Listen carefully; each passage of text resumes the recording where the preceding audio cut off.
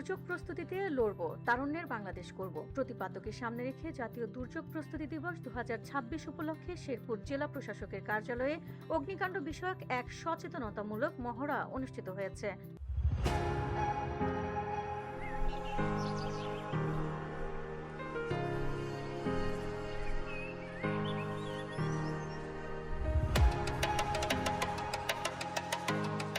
মহড়ায় আগুন লাগার পর দ্রুত অ্যালার্ম প্রদান, নিরাপদে ভবন ত্যাগ, ফায়ার সার্ভিসকে অবহিত করা এবং অগ্নি নির্বাপন যন্ত্র ও পানি ব্যবহার করে আগুন নিয়ন্ত্রণের প্রাথমিক কৌশল প্রদর্শন করা হয়। এর মাধ্যমে আগুন লাগলে তাৎক্ষণিকভাবে কিভাবে সঠিক পদক্ষেপ নিতে হয় সে বিষয়ে উপস্থিত সবাইকে সচেতন করা হয়।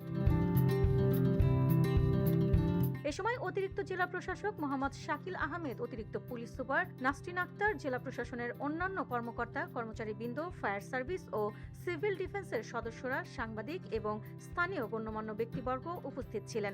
এছাড়াও উপস্থিত ছিলেন DRRO, NDC, PIO সদর, station officer Jamil Ahmed, fire service ও সিভিল ডিফেন্স স্টেশন শেরপুর সহ সংশ্লিষ্ট কর্মকর্তারা।